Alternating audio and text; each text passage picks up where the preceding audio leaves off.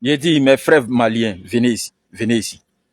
Il a vu cette vidéo-là, où le président Assimi Concentration du Goïta, pouvoir politique et il est sur le militaire front. suite à la Il est en disparition tenue brutale militaire du avec ministre son arme. d'État, Il est sur ministre le de la front. Défense et des Ouais. anciens combattants Faut reconnaître que le du monsieur là, c'est général vraiment un d'armée garçon. Sadio Kamara, le chef C'est-à-dire, les suprême des terreux ont armées, eu raison décide de de son reprendre ministre de la Défense. personnellement les Donc portefeuilles lui-même, de il la dit qu'il est défense ministre de en la Défense. s'installant directement Comme aux c'est ministre de commandes la de Défense, ces vous cherchez là. ministères Moi-même, ici, régaliens. ministre de la Défense. Venez Le me chercher général moi-même. d'armée Et en Assimi plus de cela, Goïta renforce le son monsieur va au contrôle front. sur l'appareil C'est-à-dire, il militaire laisse le fauteuil tout en présidentiel, non? garantissant Et puis il la va au front. stabilité de la chaîne de Oui, c'est bon. commandement. Ça motive les autres. Les autres soldats qui vont au front, ça les motive. Ça les galvanise. Ça les encourage. Mais est-ce que vous pensez que c'est bon? Parce que moi, pour ma part, ce n'est pas bon. Pour ma part, c'est trop dangereux. Le président Assimi Goïta a déjà fait ses preuves. On sait que c'est un véritable soldat, un soldat aguerri. Il y a longtemps, il est dans l'armée. Et c'est parce que c'est un soldat aguerri, honnête, patriote, qu'aujourd'hui, il a décidé d'être à la tête du pays. Mais aller au front, là, il ne pense pas que ça doit être de son ressort encore. C'est mieux que le monsieur reste sur le fauteuil présidentiel pour diriger le Mali. C'est mieux qu'il reste pour donner les ordres que d'aller au front. Parce que c'est très dangereux. Sérieux, c'est très dangereux. Donc le monsieur l'a pardonné, demandez pardon au monsieur là, qui reste sur le fauteuil présidentiel. Voilà, ces soldats-là, l'armée malienne, ils vont aller faire le travail. Lui, il n'a qu'à acheter les armes seulement, il n'a qu'à acheter les équipements de dernière génération pour les remettre. Et ils vont aller faire le travail sur le terrain. Il n'a pas besoin d'être là-bas. Il n'a pas besoin. Quand moi-même j'ai vu la vidéo là, ça m'a fait un peu bizarre. Je ne suis pas malien, mais en tant qu'Africain, je me suis dit, mais attends, le monsieur il est trop précieux pour être sur le front. Ce n'est pas que je suis en train de dire que tous les soldats qui vont au front ne sont pas précieux, hein. Mais lui, il est le chef de l'État. Il est le président de la République. Et lorsqu'il y a une guerre, là, on cherche la tête.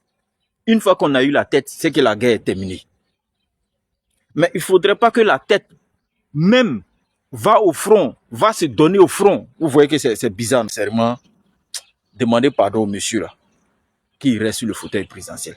Il n'a qu'à rester au palais. Voilà, maintenant si ça le démange trop, il n'a qu'à se promener dans les camps militaires là, pour donner des instructions ou bien pour faire des formations. Mais pour dire qu'il va aller au front là, non. Qu'il arrête ça. Voilà, qu'il arrête ça. C'est pour nous tous notre bien. C'est pas pour le bien seulement que des Maliens. C'est pour le bien de tout l'AES et de toute l'Afrique. En tout cas, de tous ces Africains là qui comptent sur les 3 pays de l'AES, sur les 3 dirigeants. C'est pour notre bien. Donc, qu'il reste là sur le fauteuil présidentiel. On le préfère là. Voilà. Et puis les autres vont aller faire le travail. Force au président Assimi Goïta. Force au peuple malien. Vive l'AES. Merci. On est ensemble. Guys, quel bilan pour les FAMA, les forces armées maliennes et le corps africain de l'armée russe qui continuent de se battre sur le front pour mettre un terme au terrorisme. Alors oui, ce 26 mai, les FAMA et le corps africain de l'armée russe ont détruit, neutralisé des dizaines de terroristes, détruit de nombreux caches d'armes et bien sûr saisi, mis la main sur tout ce qu'ils appellent armes là. Sur tout ça. Tout ce qu'on leur a donné ailleurs là, on a tout récupéré. Alors je peux pas vous montrer les images ici bien évidemment. Si vous êtes trop curieux, allez sur Telegram, il y a tellement d'images là-bas. Alors c'est pas très beau à voir, on est d'accord, parce que ouais, il s'agit des terroristes qui sont bien neutralisés. Et je tiens à rappeler que les frappes se poursuivent sur Kidal. Alors les médias qui chantaient à la gloire des terroristes que Kidal avait été pris là, vous avez arrêté de chanter. On voit plus les grands titres concernant Kidal. Non, ça va, c'est fini. Vous n'avez rien vu encore. Vous n'avez rien vu. Aujourd'hui, c'est une double célébration parce que plusieurs informations font état de la mort du numéro 2 du JNIM dans les attaques ou les frappes des FAMA et du corps africain de l'armée russe ou bien l'Africa Corps au Mali. Et oui, il s'agirait selon ces informations de Sedan Akrita, dit Abu Abdel Hakim Al-Kidali, numéro 2 du JNIM encore une fois. Alors il aurait été tué dans les attaques des FAMA et de l'Africa Corps dans le village de Diabali. C'est dans la région de Ségou. Alors, il avait été aperçu à Tinzaouaten et depuis, je pense qu'il fait plus vraiment le malin. Hein. Il fait plus vraiment le malin. Parce que les femmes ont... Vous voyez ce que je veux dire? Ouais, comme je disais, c'est double célébration. Les femmes continuent de remporter les victoires, de victoire en victoire sur le front. Et ça va continuer parce qu'ils continuent de frapper des positions des terroristes sans relâche jusqu'à la victoire totale. Dites-moi en commentaire ce que vous en pensez. On continuera de mener cette guerre, qu'elle soit informationnelle, qu'elle soit sur le front, qu'elle soit sur le terrain. Bref, jusqu'à la victoire totale, Inch'Allah. Dites-moi, pourquoi on n'entend jamais les Occidentaux parler des terreaux qui se font allumer? Hein? Des bases terreaux qui se font détruire, ceux qui se font arrêter.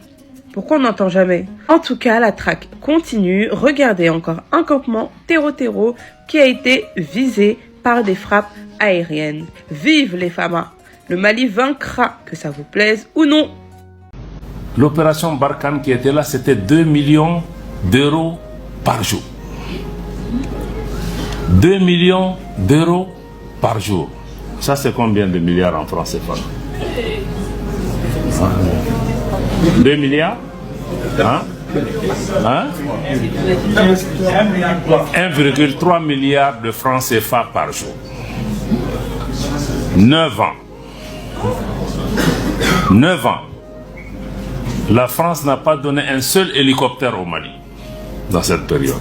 Aujourd'hui, vous voyez le nombre d'aéronefs que nous avons pu accueillir en moins de 2 ans sur nos ressources propres au moment où le pays est sous sanctions, sous embargo et presque seul, sans partenaire.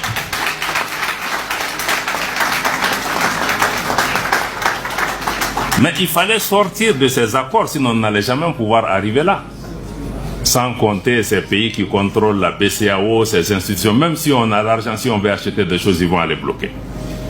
Donc ça, c'était vraiment, par exemple, donc, la dénonciation de ces accords et la dénonciation aussi des actes de déstabilisation de la France. Nous les avons assumés. Parce que ça se fait. À un moment, on s'est dit, il faut sortir, il faut le dire, tous les Maliens le savaient. Mais peut-être que le gouvernement n'avait pas eu encore le courage de sortir et de mettre ça sur la table. Et les preuves sont là. C'est chaud les gars en France. Tous les médias français ont refusé de publier les interviews de ces prêtres. L'Occident n'a jamais été humanitaire. Jamais. Ouais. Il désègue tout. Aux antipodes de tout ce qui est humain. Et maintenant, plus que jamais. Pourquoi est trop grave pour le dire, mais je vais le dire. Il s'agit pour l'Occident de réparer son complexe de culpabilité. C'est grave. Par rapport à l'antisémitisme qu'il a cultivé pendant 1700 ans en Occident. L'Occident, excusez-moi le mot, est pourri. Pourri par son histoire passée. Pourri par son antisémitisme, qui n'a rien à voir avec l'évangile ni le Christ. Il est pourri aussi par sa passion de domination du monde. Cette passion qu'il a cultivée et pratiquée avec une sauvagerie féroce pendant 500 ans, il ne veut pas l'abandonner. Quel média va publier ça? De Régis Debray. L'occidental a ôté son casque colonial, mais sa tête reste coloniale. Il faut bien que l'Occident justifie ce qu'il a appelé, grâce à M. Bernard Kouchner, son droit d'ingérence humanitaire. L'Occident n'a jamais été humanitaire. Communauté internationale. Il est juste aux antipodes de tout ce qui est humain. C'est grave. Et maintenant, plus que jamais. Pourquoi Emmanuel Macron ne veut pas passer à autre chose? C'est incroyable quand même. Écoutez la vidéo à suivre. De plus, il parle de responsabilité au développement. Ça fait des décennies qu'ils sont en Afrique.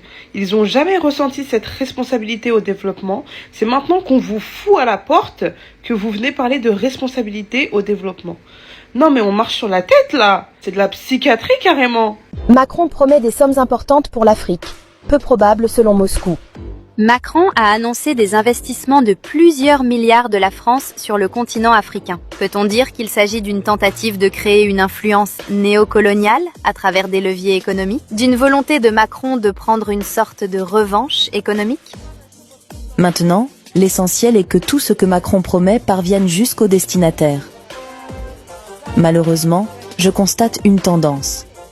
Les pays occidentaux, qui s'appelaient autrefois métropoles et aujourd'hui militants pour leur domination déclinante, promettent des milliards aux pays en développement, notamment africains.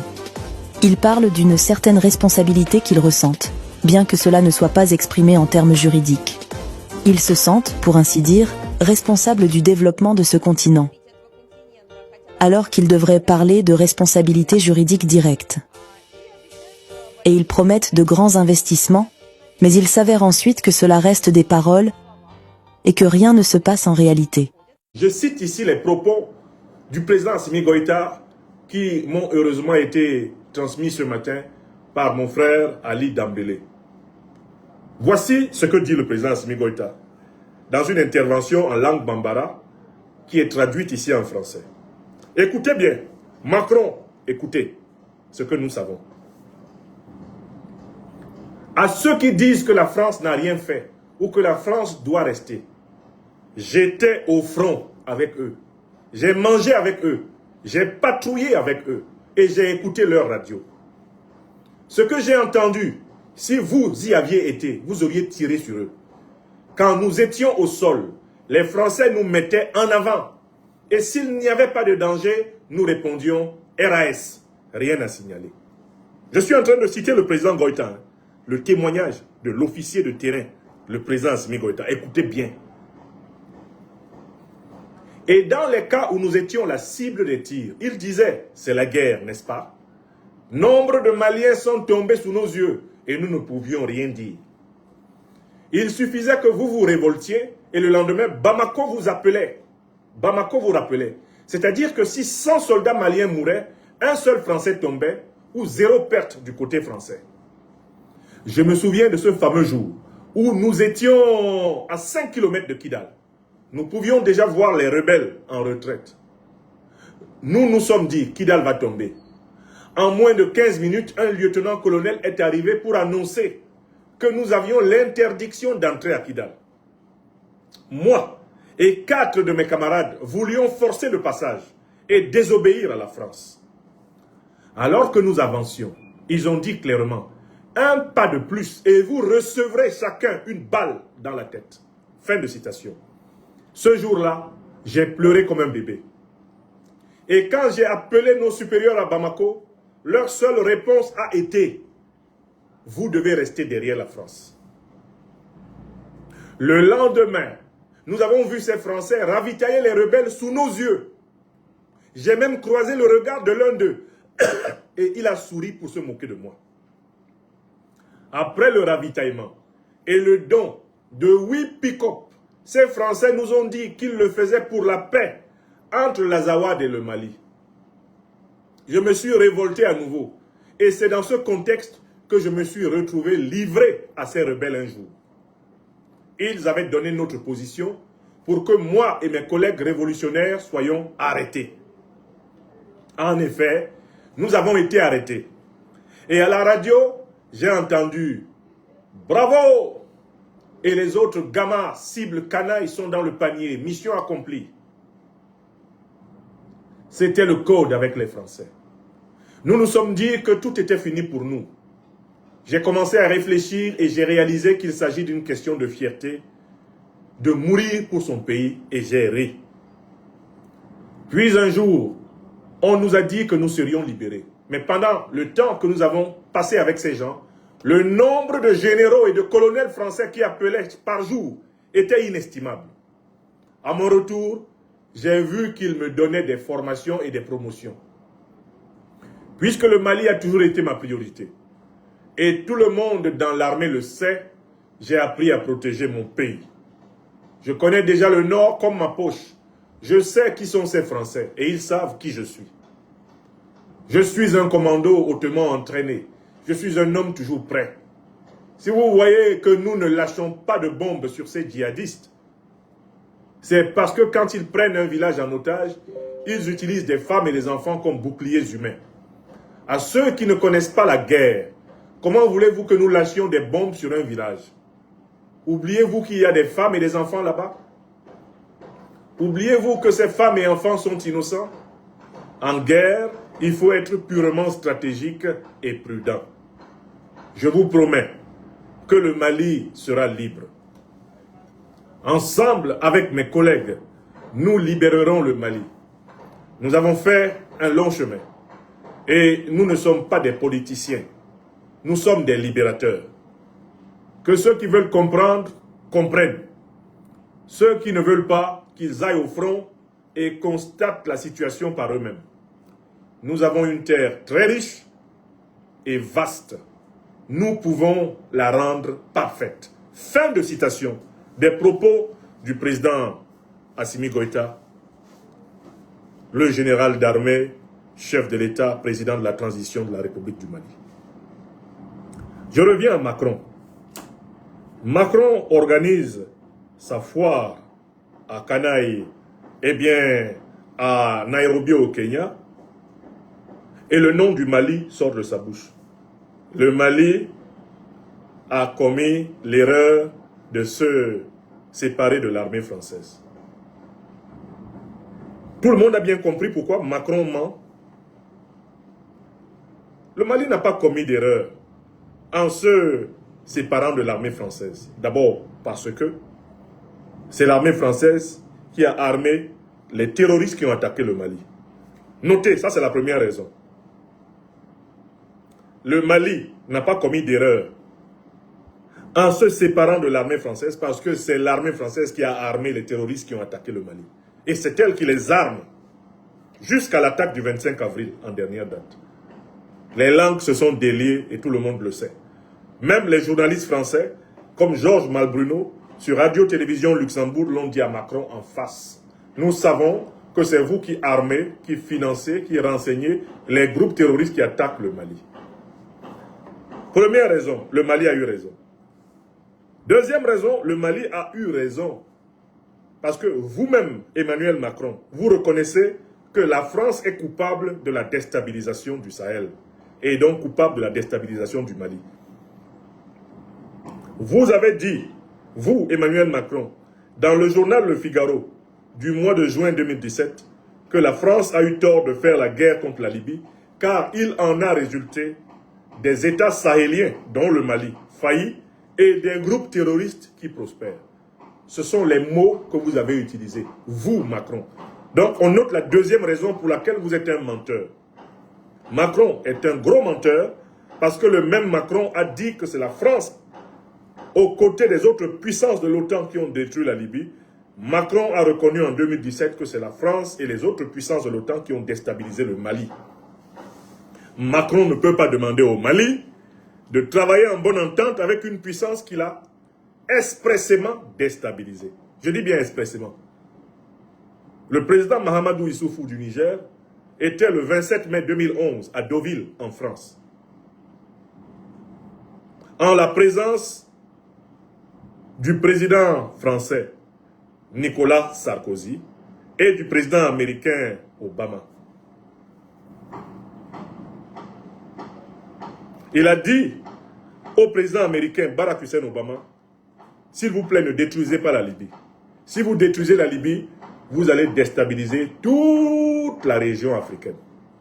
Obama a dit, pas question, nous allons finir le travail. No, we will finish the job. Sarkozy était assis. Macron est au courant de cette affaire. Il devait être le secrétaire général de François Hollande. Il y a une troisième raison pour laquelle on ne peut pas dire que le Mali a commis une erreur en se débarrassant de l'armée française. C'est que d'abord, le Mali même n'avait pas donné son accord. La troisième raison, le Mali n'avait pas donné son accord pour l'atterrissage de l'armée française ici, au Mali. Voici comment les choses se sont passées. Lorsque les terroristes français ont été introduits au Mali, le Mali qui ne savait pas encore que c'est la France qui était derrière ces terroristes et qui voyait seulement cela comme une conséquence de la destruction de la Libye, sans se rendre compte que la France avait détruit la Libye en sachant très bien que les terroristes allaient venir ensuite au Mali. Le Mali, qui est en période d'intérim, le Mali s'adresse au président français, François Hollande. On est en janvier 2013. Le professeur Dioncounda Traoré, président intérimaire du Mali lui adresse un courrier qu'on a retrouvé au Sénat français. Macron peut aller le lire. Il demande à la France d'apporter 2 aides au Mali. Premièrement, un appui-feu aérien. C'est-à-dire, il autorise l'armée française à bombarder les colonnes des groupes rebelles. Des groupes terroristes qui prétendent prendre Bamako. Ce dont ils n'ont jamais été capables. La deuxième chose que demande, au nom de la République du Mali, le président par intérim, professeur Dioncounda Traoré, c'est du renseignement aérien. Puisque la France possède des satellites qui filment tout ce qui se passe dans le Sahel. Voilà les deux éléments essentiels de la demande formulée par écrit par le président Dioncounda Traoré au président français François Hollande en janvier 2013. Hollande a forcé la main à Dioncounda Traoré et il a fait atterrir 6500 hommes sur le sol malien, actant par là la recolonisation militaire du Mali aux grandes dames des dirigeants maliens qui n'ont pas eu le courage, la force de broncher parce que l'armée malienne, entre-temps, avait été détruite par les programmes d'ajustement structurel du FMI et de la Banque mondiale, détruite par les instructeurs français qui désormais entraînaient les militaires maliens avec des bouts de bois. De soi-disant officiers français sont venus dans ce pays entraîner toute une armée avec des morceaux de bois simulant les fusils, des morceaux de bois simulant des lance-roquettes, des morceaux de bois simulant des missiles sol-air.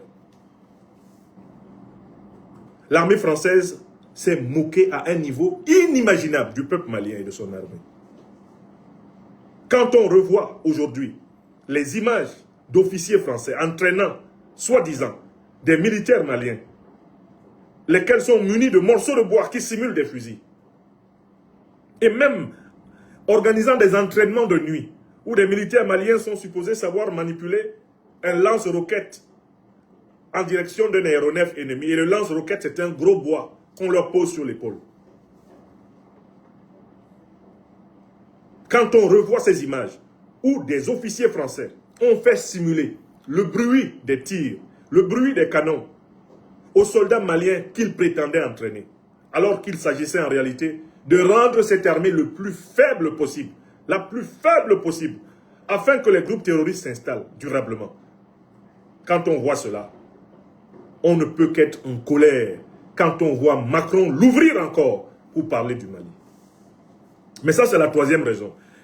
Officiellement, le Mali n'a jamais demandé à l'armée française de mettre ses pieds ici. L'armée française a posé un acte, en réalité, impérialiste, un acte colonialiste. Et les Françaises et les Français qui m'écoutent sont priés d'aller sur le site du Sénat de la République française. Le document est là-bas. Le Mali n'a jamais demandé à Hollande de venir ici avec des hommes. Hollande s'est permis de venir ici, de déverser les troupes françaises au sol, parce qu'il avait d'autres objectifs que la lutte antiterroriste. Quatrième raison pour laquelle le Mali a eu raison de se débarrasser de l'armée française. Mais l'armée française, tout le temps qu'elle est restée ici, elle ne combattait pas les terroristes. Elle les renseignait, elle les encadrait, elle facilitait leur avancée. Le bilan de la lutte antiterroriste française au Mali est nul. De temps en temps, pour donner l'impression qu'elle combattait vraiment les terroristes, la France a organisé des disparitions imaginaires de chefs terroristes, qui par la suite ont été ressuscités. Faites un petit exercice. Regardez le nombre de fois que les journaux officiels français ont dit que Amadou Koufa était mort, que l'armée française avait tué Amadou Koufa. Or, on sait qu'Amadou Koufa, le chef de la Katiba Massina, est un agent de la DGSE. Faites un deuxième exercice. Exercice numéro 2. Lisez la presse française et voyez le nombre de fois qu'elle a annoncé que l'armée française avait tué Iyad Ag-Ghali. Aujourd'hui, tout le monde sait que Iyad Ag-Ghali est un agent de la DGSE française. Regardez le nombre de fois que RFI, France 24, TV5, tous ces médias criminels Regardez le nombre de fois qu'ils ont prétendu que l'armée française avait tué ces chefs terroristes. Je donne un troisième nom. Les Bilal Ak-Sherif, les Ramdan, tous les chefs du MNLA, du FLA, les chefs du JNIM, etc. Regardez le nombre de fois qu'on les a donnés pour morts. Et quels sont ceux qui ont le chic de toujours être avec eux en entretien confidentiel? Les journalistes d'État français. Serge Daniel Bourboundada, Wassim Nasr, sont dans les secrets des chefs terroristes parce qu'ils vivent avec eux. Tout le monde a assisté ici à la libération rocambolesque de l'otage Olivier Dubois, qui s'est avéré un journaliste embedded à l'intérieur des terroristes, parce qu'en fait, il a été livré aux terroristes par l'armée française. Et c'est là qu'on a compris ce que France 24 a eu le courage de publier le 30 juillet 2014. À savoir que la France était la première banquière des djihadistes au Sahel, par le mécanisme des rançons. Quand on veut donner de l'argent aux djihadistes, on leur donne un otage. Et ainsi, on peut tirer de l'argent dans les fonds spéciaux français pour payer la rançon de libération de l'otage. Et bingo, les djihadistes s'en mettent plein les poches. On les appelait djihadistes à l'époque. Mais il n'existe plus, les djihadistes. La théorie géopolitique et géostratégique africaine a démasqué cette affaire. Il s'agit des mercenaires terroristes de l'OTAN et de la France. Il n'y a pas de djihadistes ici au Sahel. Ce n'est pas le djihad. Le djihad, la guerre sainte, que ce soit le djihad majeur, qui est le combat contre les péchés, que le musulman, la musulmane doit mener, ou que ce soit le djihad dit mineur, qui était la lutte militaire contre les incroyants, que l'Afrique a connu au 19e siècle avec les El Hadj Omar Tal, avec les Othman d'Anfodio. Il n'y a pas de djihadistes actuellement ici en Afrique. Ce sont des mercenaires de l'OTAN, ce sont des mercenaires terroristes de la France. C'est ce qu'il y a. Mais enfin, on a rapidement su que, en réalité, l'armée française n'était pas là pour combattre le terrorisme, mais pour utiliser le terrorisme, de telle façon que les dirigeants français continuent à exploiter les richesses du sol, du sous-sol, à contrôler économiquement, politiquement, culturellement, géostratégiquement et diplomatiquement leurs précarés. Tout le monde l'a compris. Alors quand Emmanuel Macron dit que le Mali a commis l'erreur de se débarrasser des troupes françaises, Emmanuel Macron est dans une contre-vérité, dans un mensonge flagrant. Il se comporte vraiment comme un ignorant, fiefé, grossier en géopolitique. Bien sûr, il s'exprime devant une assemblée de chefs d'État accroupis, dont aucun n'a le courage d'un Kadhafi, le courage d'un Sankara, le courage d'un Assimi Goïta. Aucun n'a le courage d'un Ibrahim Traoré, d'un Abdourahmane Tiani. Aucun d'entre ceux qui sont assis à Nairobi, pendant que Macron raconte ses âneries. Aucun dirigeant africain n'a pu se tenir devant Macron et lui dire « Maintenant, vous allez vous taire ». Nous, c'est ce que nous avons dit à l'ambassadeur spécial chargé de la France au Sahel, Guillou, à Lomé. Quand le président de la commission de l'AES pour le Burkina Faso, Bassolma Bazia, a parlé, mais Guillou n'a pas bronché. Quand moi j'ai parlé, il n'a pas bronché. Il ne pouvait pas broncher. Parce qu'à la réunion de haut niveau à Lomé, il y avait des Africains qui parlent. Les ministres des Affaires étrangères du Mali, du Burkina Faso et du Niger étaient assis en face.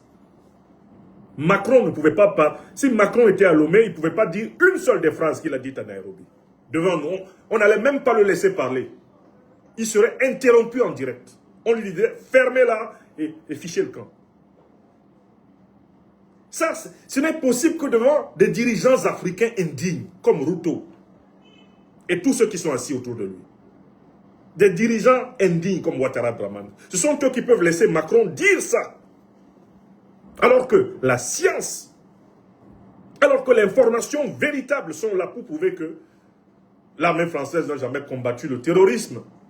Ici au Mali, elle l'a toujours au contraire accompagné, enraciné, développé, fructifié. Parce que selon ses plans, un Mali faible est un Mali aisé à piller. Une Afrique faible est une Afrique aisée à piller. Tout le monde l'a compris maintenant, Macron. Vous ne pouvez plus ramener les Africains en arrière sur le plan de la compréhension. de la duplicité, du néocolonialisme français, de l'impérialisme occidental et moyen-oriental. Vous ne pouvez pas nous ramener à la situation ex-ante, avant le livre L'impérial terrorisme. Vous ne pouvez pas nous ramener derrière. Ce n'est pas possible, Macron. Nous sommes devant. Nous sommes maintenant dans l'action prospective pour la souveraineté africaine. Donc Macron dit que le Mali a commis une erreur. Je vous ai donné 5 raisons pour lesquelles Macron est un gros menteur. L'erreur qui a été commise par le Mali, ça a été de permettre que des soldats français mettent leurs pieds ici. C'est cette erreur qui n'aurait jamais dû être commise. Voilà la véritable erreur malienne. Et l'obsession de la France contre le Mali, elle s'explique par les 5 raisons suivantes. 1. Le Mali est le premier pays qui a dénoncé le double jeu de la France dans la lutte antiterroriste. C'est pour ça que Macron veut absolument régler ses comptes avec le Mali. Est-ce que c'est le Mali qui a assumé sur le plan étatique? Parce que nous, on était dans le territoire intellectuel. Nous, on dénonçait cela intellectuellement. Et on n'était pas écoutés. Mais l'État qui a assumé la démystification du terrorisme français en Afrique, c'est le Mali. C'est pour ça que Macron s'acharne contre le Mali. Avant Macron, un autre dirigeant français, le sénateur Christian Cambon, président de la commission de la défense au Sénat français, avait dit « Le Mali regrettera de s'être séparé brutalement des troupes françaises. » Il avait dit, en 2022, Cambon l'a dit dans sa bouche là. Ce n'est pas la première fois qu'on menace le Mali, qu'on jure de régler les comptes au Mali, parce que le Mali s'est débarrassé des troupes françaises. Deuxième raison, le Mali est un pays, comme je vous l'ai toujours dit, qui a su, malgré tout et contre tout, garder ses racines traditionnelles. C'est un pays qui a conservé la saveur de ses langues, qui a conservé l'amour de sa terre, l'amour de ses anciens, la mémoire des générations multimillénaires de ce territoire. Elle est vivante dans chaque Malien, dans chaque Malien. Les Maliens ne sont pas un peuple déraciné, comme le sont malheureusement beaucoup de peuples d'Afrique centrale. Ils sont un peuple enraciné. Et Macron s'attaque au Mali parce qu'il sait que l'Afrique se renouvelle souvent à partir du Mali. Quand les Africains doivent s'unir, se battre pour refonder quelque chose de typiquement africain, ils viennent à Bamako. Lisez, je vous donne toujours référence à ce texte sacré, le grand poème du camarade héros libérateur d'Angola, Agostinho Neto, le poème intitulé Bamako. Lisez ce poème. On le trouve dans ce livre qui ne quitte jamais ma table parce que je suis en train d'écrire un livre sur lui.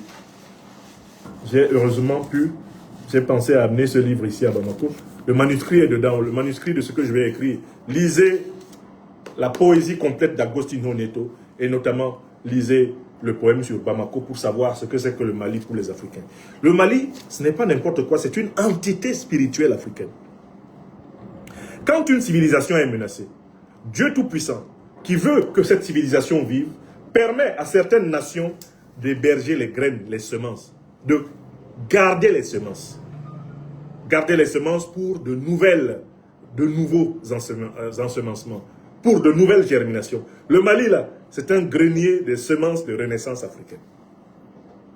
Voilà pourquoi Macron, qui est un anti-traditionnaliste, Macron qui est un serviteur de la civilisation, de la perversion, un serviteur des valeurs de l'île d'Epstein. Voilà pourquoi Macron déteste le Mali. Parce que le Mali, c'est l'antithèse de ce que lui, il fait de la France. Le Mali est l'un des gardiens, l'un des réceptacles où survit la conscience et l'amour de la civilisation négro-africaine. On s'attaque au Mali pour ça. Le Mali est aussi le pays qui a démantelé et dénoncé. Troisième raison.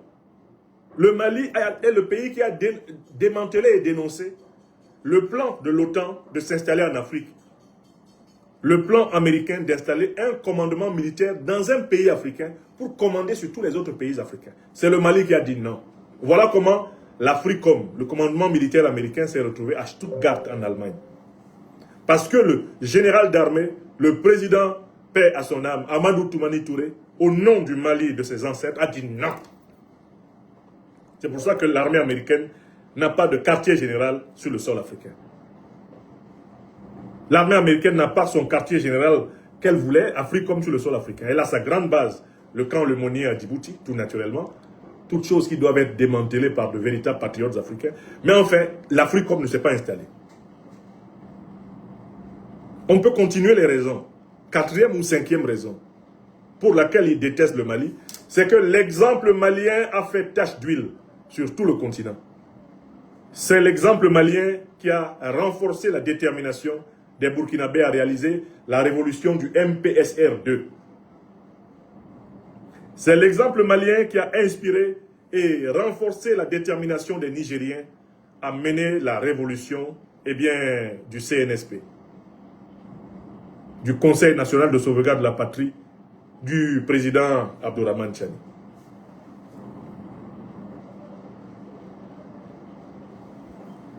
Voilà pourquoi il déteste le Mali. Et voilà pourquoi il est obsédé par le Mali. Mais il y a une raison encore plus importante. Cette fois-ci, une raison qui renvoie à la situation de la France. Cette raison qui renvoie à la situation de la France est restituée d'une façon absolument merveilleuse sur un site d'une ONG qui s'appelle l'ONG Pleine Terre. L'ONG Pleine Terre a produit un document. Elle a produit un document qui révèle la situation réelle de la France. Si vous voyez Macron s'acharner contre le Mali, en fait, c'est parce que l'Afrique francophone, entre guillemets, l'Afrique francophone servait de caisse d'épargne à l'économie française. Je recommence. L'Afrique francophone sert, et elle a servi depuis plusieurs siècles, de caisse d'épargne à l'économie française. C'est-à-dire que quand la France a un déficit budgétaire, elle comble par les richesses africaines. Elle fait un tirage sur les richesses africaines en utilisant sa planche à billets favorite, le franc CFA. Dès que la France a des problèmes d'argent, ce n'est pas compliqué. Elle fabrique du CFA et elle obtient que l'Afrique lui donne gratuitement ses matières premières, ce qui lui permet de combler son déficit économique. C'est ça le mécanisme sur lequel vit la France depuis pratiquement le XVIIe siècle. Depuis que la France a fait de la traite des Noirs, du commerce des Noirs, un élément essentiel de sa puissance, elle a essentiellement vécu de l'exploitation des terres africaines. Et pas seulement des terres africaines du continent, des terres peuplées par les Africains dans tous les océans. C'est-à-dire les Africains aux Antilles, les Africains à la Guyane, les Africains à la Réunion, les Africains à Madagascar, les Africains en Polynésie. Toutes les terres africaines qui ont fait partie de l'empire colonial français constituent dans l'esprit des dirigeants français le compte d'épargne de la France. Alors, je vais être ici un peu plus pédagogique. Vous savez, il y a deux types de comptes bancaires qu'on reconnaît en général. Il y a ce qu'on appelle les comptes d'épargne et ce qu'on appelle les comptes chèques ou comptes courants. Le compte chèque ou compte courant, c'est le compte qu'on utilise dans l'économie quotidienne. C'est dans ce compte qu'on achète et qu'on paye. C'est un compte qui est vraiment extrêmement mobile. C'est un compte qui peut très rapidement, si on a fait beaucoup d'achats, se retrouver déficitaire. C'est ça qu'on appelle le compte chèque ou le compte courant. La France, là, son compte chèque, il est déficitaire. Le compte chèque de la France est déficitaire. Le compte courant de la France est déficitaire. La France a un déficit de 3 000 milliards d'euros. Là où elle est là. 3 000 milliards d'euros. Elle ne sait pas où les trouver. Avant, elle savait. Pourquoi? Parce qu'elle possédait un compte d'épargne. Et le compte d'épargne de la France, depuis le XVIIe siècle, c'est l'Afrique. Quand les Français n'ont pas de quoi financer leurs routes, leurs hôpitaux, ils n'ont pas de quoi financer leurs aéroports, ils n'ont pas de quoi financer leur croissance démographique, ils n'ont pas de quoi financer leur industrie, c'est pas difficile. Ils viennent piller les ressources naturelles africaines, ils les amènent et ils font travailler leur industrie.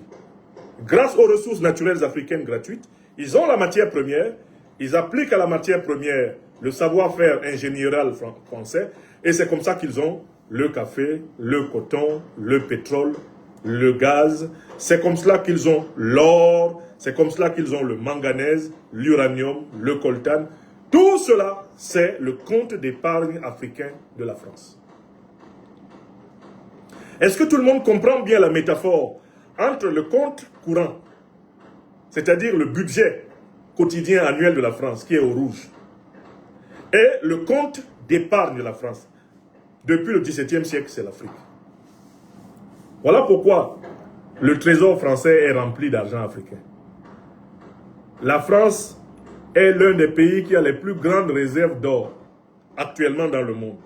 Mais l'écrasante majorité des réserves d'or de la France est constituée d'or volé aux Africains.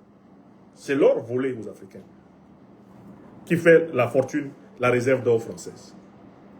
Ce sont les territoires coloniaux, les territoires néocoloniaux, les dominions français, qui sont le lieu où a été extrait l'or, avec lequel la France caracole parmi les plus grandes puissances détentrices de réserves d'or. Ce n'est pas de l'or qui aurait été extrait en hexagone. Les réserves d'or du sous-sol français sont quasiment nulles. Pour ne prendre que cela, on prend l'électricité. Pourquoi les prix de l'électricité flambent-ils en France? Ce n'est pas compliqué. La France était éclairée par l'uranium nigérien gratuit. Depuis qu'elle ne peut plus piller gratuitement l'uranium nigérien, elle éclaire, elle fait fonctionner ses centrales nucléaires sur ses réserves et sur l'uranium qu'elle peut chercher au Kazakhstan et dans d'autres pays qui est beaucoup plus cher, qui est vendu au prix du marché. Rendez-vous compte que la France avait prétendu qu'elle était pays producteur d'uranium, alors qu'il n'y a pas une once d'uranium dans le sous-sol français. Elle s'est autoproclamée pays producteur d'uranium, puisqu'elle se servait gratuitement de l'uranium du Niger. Le Mali, que vous voyez, le Mali est le 3e pays producteur d'or ici en Afrique. 3e pays producteur d'or. Derrière l'Afrique du Sud et le Ghana, si je ne m'abuse. Vous vous rendez compte? L'or qui sortait de la terre du Mali, c'est lui qui allait dans les caisses de la Banque de France. Le sous-sol burkinabé avait été préempté depuis les accords de coopération et de défense des années 60-70 par la France.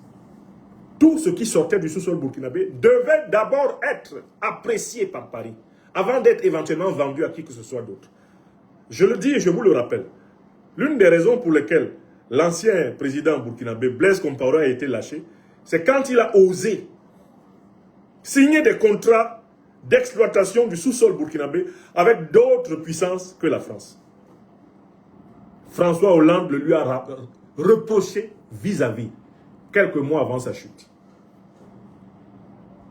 Vous comprenez pourquoi ceux qui ont succédé, eh bien, à Blaise Compaoré, ne se sont pas éloignés de Paris. Ceux qui lui ont succédé immédiatement, jusqu'à Roch-Marc Christian Kaboré, ils ont continué à faire la politique de Paris. Parce qu'ils savaient que pour faire tomber Compaoré, il a fallu bénéficier, paradoxalement, quand même du soutien de Paris. Vous avez entendu? Parce que Compaoré, qui avait maintenant 27 ans au pouvoir, s'était mis à croire qu'il pouvait, eh bien, un temps soit peu, ne serait-ce que sur le terrain économique, sur des questions comme le manganèse de Tambao, donné au groupe australo-canadien. Paris lui a dit, c'est nous qui t'avons fabriqué et nous allons te détruire. Et ils l'ont fait. Voilà pourquoi vous avez remarqué, il ne va jamais en France. Depuis qu'il est tombé là, vous l'avez déjà vu en France? Pourtant, quand il était au pouvoir au Burkina Faso, le président Compaoré ne faisait pas un an sans aller en France. Il ne pouvait pas faire un an sans aller en France. Et il était de toutes les réunions françaises. Depuis qu'il est tombé et qu'il est au Burkina, vous l'avez vu aller en France? Parce qu'il sait que ceux-là même qu'il considérait comme ses tuteurs, ceux-là même qu'il considérait comme sa garantie à vie, pour qu'il tombe, ils l'ont lâché. Ali Bongo le sait aussi, non? Vous avez vu comment ils ont fait à Ali Bongo? Parce qu'il a voulu ouvrir un temps soit peu le Gabon au Commonwealth. Ils ont envoyé au Ligui, non? Vous avez vu? Bon, allez, je ferme cette parenthèse. Mais je reviens au fond du problème. La France est dans une situation terrible.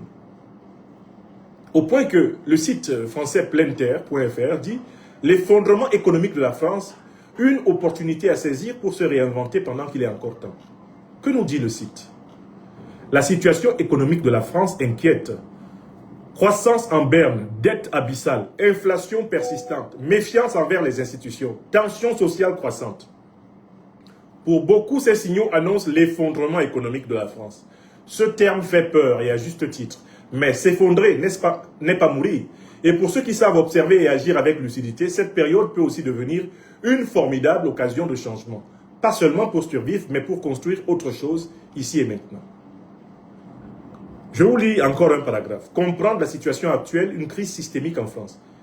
Les indicateurs dans le rouge. L'économie française vacille. Croissance molle. Rien que 0,7% en 2024. Dette publique supérieure à 110% du PIB.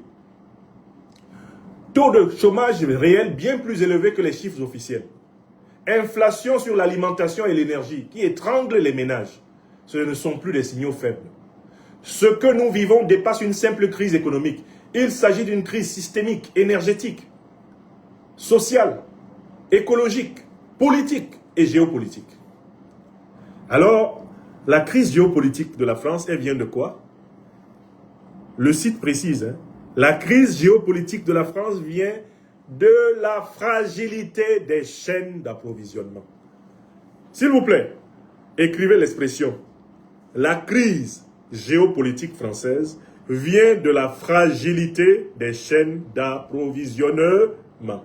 Je recommence une troisième fois. Ce sont les spécialistes du site Pleine Terre, un très bon site d'analystes économiques et géoéconomiques français. Ils disent que la crise géopolitique de la France vient de la fragilité des chaînes d'approvisionnement. Est-ce que vous comprenez ce que ça veut dire, chaîne d'approvisionnement? C'est-à-dire que les pays où la France prenait des matières premières moins chères sont en train de fermer le robinet. La France a des problèmes d'approvisionnement en matières premières stratégiques. Les pays où la France ramassait le pétrole, le gaz moins cher, sont en train de fermer les robinets. Les pays où la France ramassait l'or, l'uranium, le coltan, le manganèse, le cobalt moins cher, sont en train de fermer les robinets. Et c'est cela l'un des éléments fondamentaux de la crise française. Donc en fait, la France tombe parce qu'elle ne peut plus voler aux Africains. La France tombe parce que son compte d'épargne est désormais en train d'être fermé. Pour reprendre ma métaphore tout à l'heure, la France est en chute libre parce qu'elle a un compte courant, mais son compte d'épargne, à savoir l'Afrique, il est en train d'être fermé. Même les pays dont les dirigeants sont encore des vassaux de la France ont réduit quand même l'influence de la France dans leur économie. Parce que c'est des pays qui deviennent ingérables sans réduction de la marge volée par la France depuis des siècles. Ce sont des pays, les pays africains, où la population s'est multipliée par 10. Les États sont obligés, même quand ils sont dirigés par des satrapes, ils sont obligés de revoir à la baisse la boulimie, la voracité française. Sinon, ils n'ont même plus de quoi financer à ce moment-là le fonctionnement élémentaire de l'État.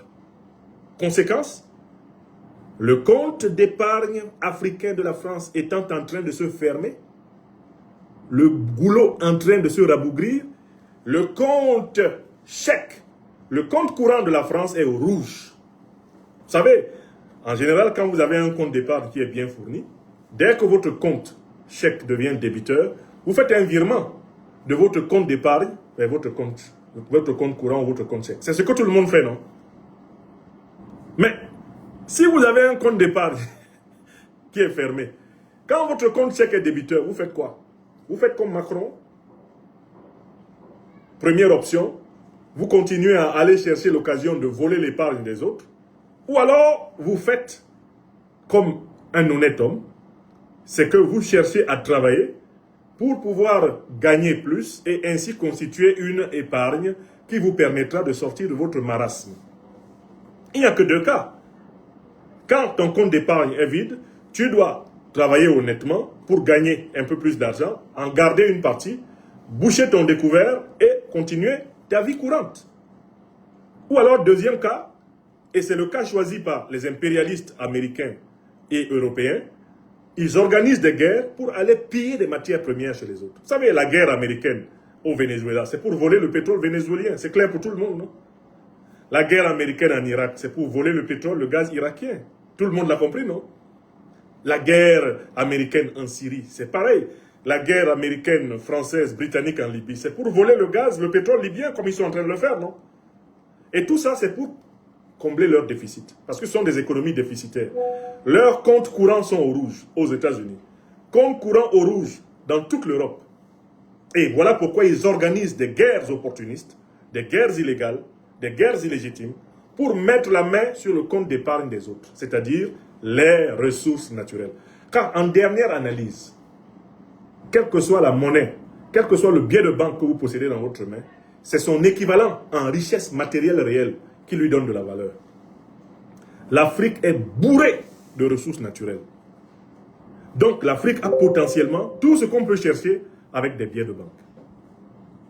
Or, si la France n'a plus la possibilité de récupérer les ressources naturelles africaines, ces billets de banque ne valent plus rien.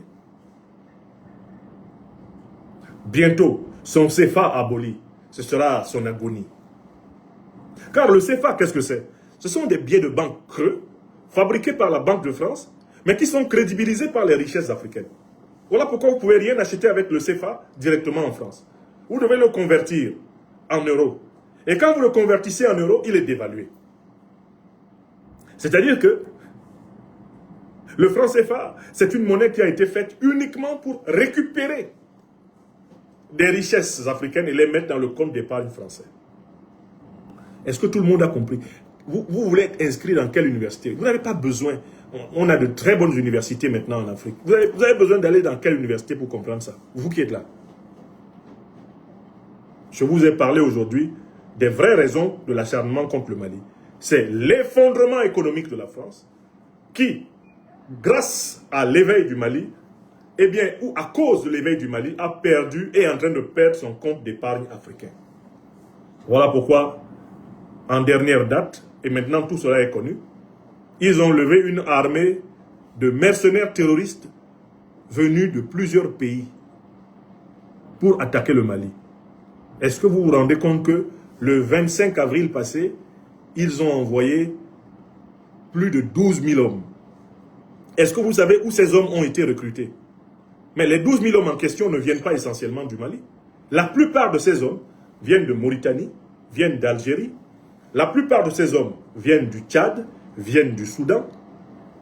La plupart de ces hommes viennent du lumpen prolétariat, de mercenaires recrutés par Paris pour attaquer le Mali.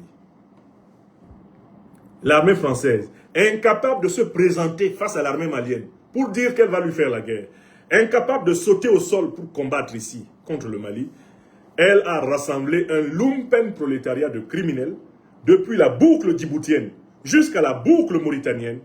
Ils ont rassemblé une douzaine de milliers de bouseux pour attaquer le Mali. Un directeur de l'antenne de la chaîne de la radio-télévision du Mali, eh bien, à Kidal, a fait un rapport très émouvant. Un rapport très émouvant de ce qu'il a vécu à Kidal lors de la dernière attaque menée par les troupes néocolonialistes, terroristes, mercenaires françaises. Parce que c'est ça le nom des assaillants, c'est ça leur vrai nom. Ce n'est pas des djihadistes. Il y a longtemps qu'on n'utilise plus ce mot-là pour désigner ces gens-là. Ce sont les troupes terroristes, néocolonialistes, impérialistes françaises et occidentales et moyen-orientales. C'est ça le conglomérat. Mais le directeur de l'antenne ORTM, qui a donc été à un moment donné kidnappé et heureusement qui a pu obtenir sa libération, eh bien des mains des terroristes, raconte que sur place là-bas, il s'est rendu compte pendant qu'il était en détention que l'essentiel, le gros même de cette armée terroriste qui a attaqué le Mali n'était pas composé de Maliens. La plupart des personnes qui ont participé à l'opération contre le Mali et qui ont attaqué 7 villes maliennes, eh bien, de manière simultanée, de manière complexe et coordonnée, la plupart de ces personnes-là ne sont pas des personnes d'origine malienne. Des gens ont été recrutés jusqu'au Tchad, jusqu'au Soudan. Des gens ont été recrutés jusqu'à Djibouti pour venir combattre ici. Ils ont été payés en espèces sonnantes et trébuchantes, motivés, surmotivés par le gain. Et on leur a dit, c'est à l'assaut du Mali. Dès que le Mali tombera, ensuite on fait tomber le Burkina, ensuite on fait tomber le Niger. Mais le président Abdourahmane Tchani, est-ce que nous ne lui devons pas une fière chandelle une fois de plus, cet homme véridique? Ne nous a-t-il pas dit le fond de l'affaire? Président, s'il vous plaît, je ne peux pas finir cette émission sans vous laisser parler. Dites-leur. Abandonné en plein vol aux Nations Unies. Je reprends là. Ouais. Depuis le temps de Chogolmed qui a été abandonné en plein vol aux Nations Unies, qui était parti avec des preuves, à Abdoulaye Maïga, le général, actuellement Premier ministre, qui a répété 3 fois, plusieurs fois, pour qu'on leur permette de présenter les preuves. Dites-moi qui c'est tout. Il faut qu'on écoute cette séquence du président tchadien. Il faut qu'on écoute cette séquence. Elle est très intéressante. Je prends éventuellement une autre machine. Si le réseau flotte un peu, vraiment, j'aimerais que vous écoutiez cette séquence. Qui s'est opposé à ce qu'on montre les preuves que c'est la France qui organise les groupes terroristes? Le président Tiani répond à cette question. Je vais peut-être trouver une version. Je vais trouver ça ici. Si je trouve ça sur cette machine, je ne manquerai pas de vous montrer ça. C'est beaucoup plus lent. On a quelques soucis de réseau. On a quelques soucis de réseau. Excusez-moi mes amis. Hop. Hop. Ça va venir.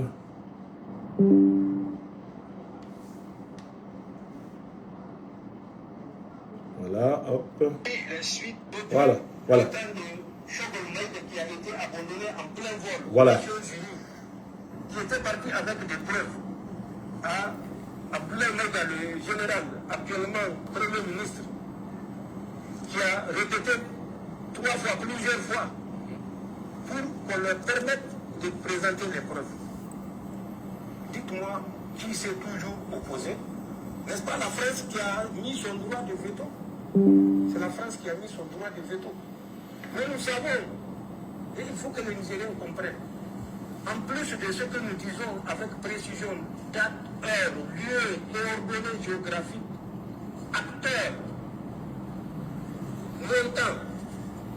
Pour le montant, je reviens à Patrice Talon. Décembre 2024, il a donné 90 millions à Tokou Bokoy. 90 millions. Décembre 2024.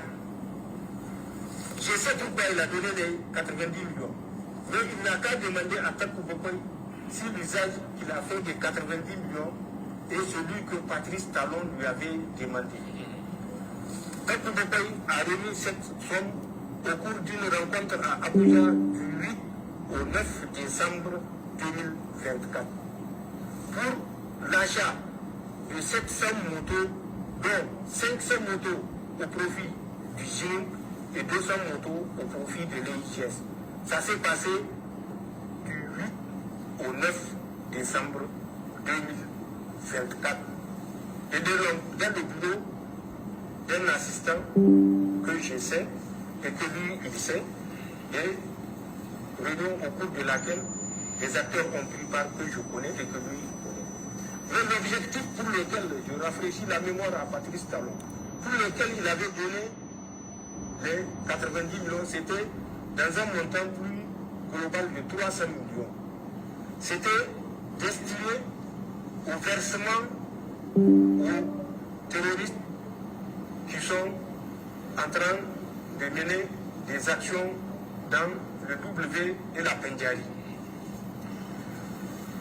Tokou Bokoy a détourné cet argent-là parce qu'il l'a versé comme participation pour l'acquisition de 700 motos. Si vous avez remarqué, le 31 décembre 2024, le contrat qui liait Patrice Talon aux terroristes, pour lequel il versait cet argent, est arrivé à terme. Le 8 janvier, au moment où même le chef d'état-major était en déplacement au Tchad, le chef d'état-major béninois, il y a eu une attaque qui a fait une dizaine de mois. Ensuite, quelques mois plus tard, en avril, le 17 avril, il y a eu une grande attaque où il y a eu 76 morts. C'est parce que les terroristes ont refusé de reconduire la trêve pour laquelle il avait versé les premiers 90 millions et où il est resté 210 millions pour faire les 300 millions. Parce qu'ils ont dit qu'ils ont constaté que Patrice Talon ne respecte pas ses engagements et qu'ils ne vont pas reconduire la trêve. Amen. Il n'a qu'à nous dire pourquoi il s'est déplacé. Moi, je ne le dirai pas. Parce que j'ai honte de ce qui se passe. C'est ça la différence avec nous. Nous avons pris notre destin en main. Voilà. Nous ne comptons plus sur quelqu'un pour nous assumer. On va nous dire, ah, vous avez des Russes avec vous. Mais qui a vu ces Russes en opération sur le terrain? Ils ont leurs informateurs sur notre territoire. Ils n'ont qu'à nous le dire. Nous avons récupéré notre liberté d'action. C'est ça la différence avec Patrice Talon qui a perdu sa liberté d'action. Aujourd'hui, l'armée du Bénin ne peut pas. Aujourd'hui, l'armée du Bénin ne peut pas être présente dans le nord Bénin. Et de quoi on peut être jaloux? On ne sera jamais jaloux d'un pays frère. On ne sera jamais jaloux de nos frères.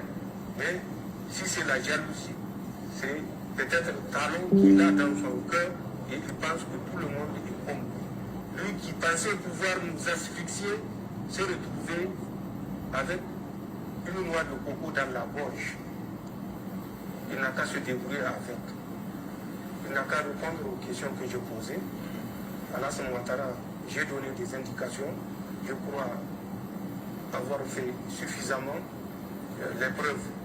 Ce n'est pas ce qui manque, mais il y a des preuves que nous n'exposons pas ou nous n'est pas exposés. Donc voilà ce qu'il y a entre ces pays. Il n'y a pas de haine particulière pour ce que nous avons fait pour ces pays-là, même si aujourd'hui ils sont amnésiques et ils oublient ce que nous avions fait pour eux. Mais Allah est là. Et il est le juge le plus sage des juges. Nous ne voudrons jamais que les Béninois, les Ivoiriens ou les Nigériens soient en difficulté. Ça, jamais. Mais nous n'accepterons jamais la politique qui a pour visée de collaborer par soumission servile pour nous soumettre. Nous avons fait un choix, la liberté d'action. Ce choix est irréversible. Voilà ce que je peux dire par rapport aux relations que nous entretenons avec ces pays-là. Cet extrait est extrêmement pédagogique. C'est la démonstration exacte que nous sommes en train de faire aujourd'hui. L'obsession malienne d'Emmanuel Macron, elle vient du fait que le compte d'épargne africain de la France est en train d'être fermé. Et pour rouvrir ce compte d'épargne, Emmanuel Macron a décidé de financer ardemment, d'armer férocement, de soutenir médiatiquement et diplomatiquement des groupes terroristes rassemblés dans le lumpen prolétariat mercenaire du continent tout entier. Et il a donc considéré que le Mali est une priorité, la chute du Mali signifiant par effet domino la chute du Burkina Faso et du Niger et le retour de la France dans son compte d'épargne favori, l'uranium nigérien, l'or malien, l'or burkinabé, le manganèse burkinabé et consorts. Si vous avez compris cela, vous comprendrez donc pourquoi les autorités maliennes ont raison de dire qu'il n'y a pas de voie de négociation possible. Puisqu'on sait qu'on a affaire à l'impérial terrorisme, tout ce qu'on sait, c'est qu'il faut lutter, lutter, lutter jusqu'à vaincre. Le projet de l'impérial terrorisme français, occidental, moyen-oriental, c'est de recoloniser l'Afrique. On ne négocie pas avec des gens qui vous demandent d'accepter d'être leurs esclaves. On leur résiste, on les affronte jusqu'à ce qu'ils perdent toute capacité d'imposer leur volonté dans votre territoire, dans vos terres, dans votre domaine. Voilà la détermination des dirigeants de l'Alliance des États du Sahel les présidents Goïta, Traoré et Tiani, voilà le niveau de conscience auquel les peuples sahéliens se sont hissés. Et c'est à ce niveau de conscience que toutes les Africaines, tous les Africains du monde entier, toutes les Européennes, les Européens, les Américaines, les Américains, les Asiatiques, tous les habitants de cette planète qui ont un quelconque amour pour la vérité et la justice doivent comprendre et rejoindre le combat des Africains pour la souveraineté, la prospérité et la dignité de leur continent. Ce combat n'est pas un combat raciste. Ce combat n'est pas un combat pour que l'Afrique domine le monde, mais pour que l'Afrique soit entièrement, radicalement et totalement responsable de son propre destin. Il en vaut par conséquent la peine, et l'obsession malienne de Macron s'explique par l'effondrement économique de la France. Macron et l'élite politique française sont mis en demeure de réfléchir à un autre moyen de redresser la France et de noter que le compte d'épargne africain sera complètement fermé. Il est en train de se rétrécir, mais il sera complètement fermé. La France ne pourra plus, exploiter l'Afrique comme elle l'a fait depuis le XVIIe siècle. Ce temps-là, ce temps de l'exploitation éhontée de l'Afrique est passé. La théorie de l'Afrique compte d'épargne de la France a fait long feu. Il est temps pour l'élite politique, l'élite intellectuelle, il est temps pour l'élite française de réfléchir à un autre moyen pour faire fonctionner la République française. Car le compte d'épargne africain de la France va être complètement fermé. Il va falloir que la France gère son compte chèque en cherchant autrement son épargne que par le pillage de l'Afrique. Macron, chassé de l'Afrique de l'Ouest, errant en Afrique de l'Est, bientôt sera persona non grata dans toute l'étendue du territoire africain. Tous les dirigeants français qui ont participé à la déstabilisation de l'Afrique seront bientôt persona non grata dans toute l'étendue du territoire africain. Depuis Sarkozy jusqu'à Macron et en passant par Hollande, des tribunaux africains pertinents et percutants, reconstituant les faits, leur feront attribuer la responsabilité de la déstabilisation terroriste du continent.